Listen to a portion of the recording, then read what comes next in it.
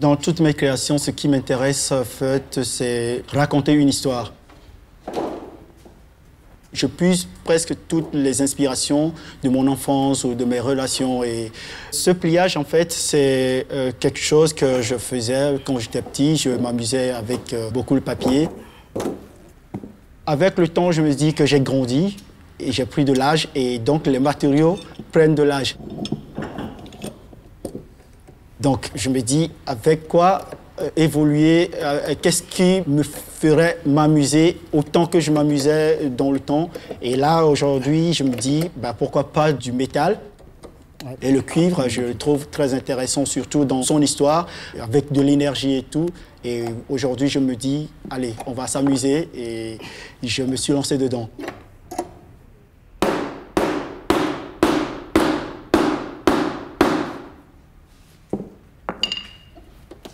Quand je passe de la maquette à une réalisation, je pense que c'est la matière elle-même qui me trimballe cette fois. Je bouge dans tous les sens, je tire et des fois c'est une sorte de résistance. J'ai des courbatures, des fois je me blesse. Et là, je ne contrôle pas totalement la matière et ça, c'est vraiment intéressant. Donc, il y a une sorte de communication. Ce n'est pas forcément moi qui fais l'œuvre, mais la matière aussi intervient dans la forme et je viens en aide pour faire évoluer les choses.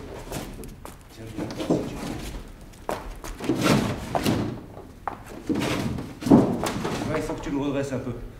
Si tu peux arriver à le redresser un peu. Le dresser comme ça? Ouais. Tu vois, pour pas qu'il fasse trop... il va le faire. Il va le faire? Ouais. Tu le sens? Oui. Eh ben alors tu le laisses aller.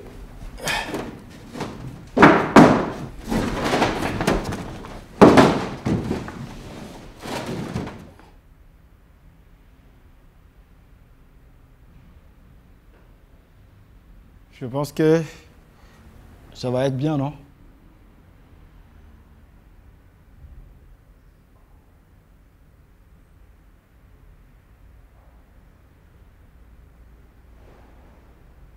Je fais beaucoup de récupération.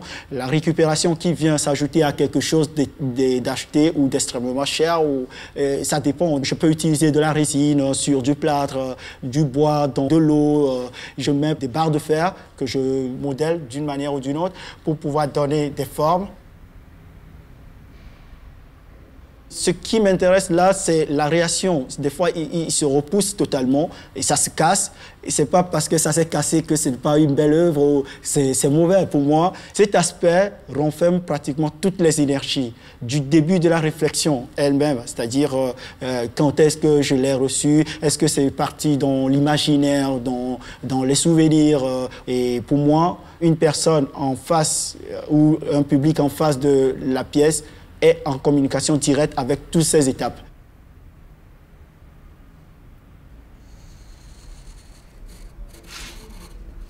J'ai gardé le réflexe, c'est une pièce que j'aime beaucoup. C'est une représentation de plusieurs pays que j'ai déjà visités parce que j'ai fait l'école de rue du Togo où j'ai été directement formé dans la rue et je faisais des ateliers pour apprendre. Après, j'ai fait l'école de Côte d'Ivoire. Par la suite, je me dis que je pourrais encore faire mieux. Et je suis venu ici en France pour l'école des Beaux-Arts de Valenciennes. Et aujourd'hui, je suis à l'école des Beaux-Arts de Paris. Je me suis amusé à refaire les contours des pays dans lesquels je me trouve. Et pour m'amuser, parce que c'est ce qu'on faisait quand on était petit. J'ai superposé tous les pays que j'ai pu visiter et j'ai refait le contour. Pour moi, c'est reconstituer de nouvelles limites. Et après, heureusement que j'ai trouvé le matériau caoutchouc. J'ai pris ce matériau pour raccorder toutes ces limites que j'ai pu dessiner et ça devient quelque chose qui vit.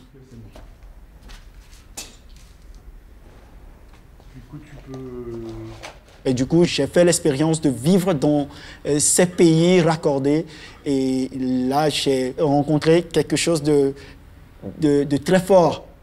Parce qu'à l'intérieur, il y avait l'odeur qui était insupportable. Il y avait le poids parce que je tirais dans tous les sens. Il y avait aussi l'air qui ne passait pas tellement.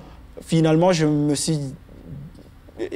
n'étais plus moi-même. C'était comme une étape de transe où je battais comme le cœur d'un grand animal et la pièce devient cet animal et moi, je ne suis que le cœur.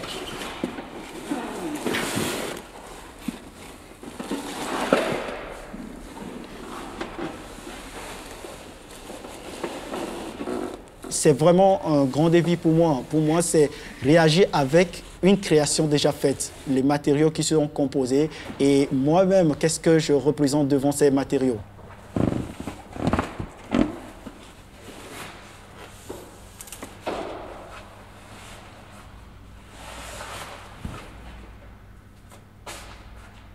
Je me dis aujourd'hui que j'ai trouvé une expression vernanculaire de la sculpture où je pars de toute mon expérience. Donc aujourd'hui, j'essaie de me laisser aller, mais toujours, je puise dans ce que j'appelle la stratification de culture, où il y a une sorte de couche qui se passe parce que le passé n'est pas toujours passé, elle est toujours vécue et continue toujours à être vécue.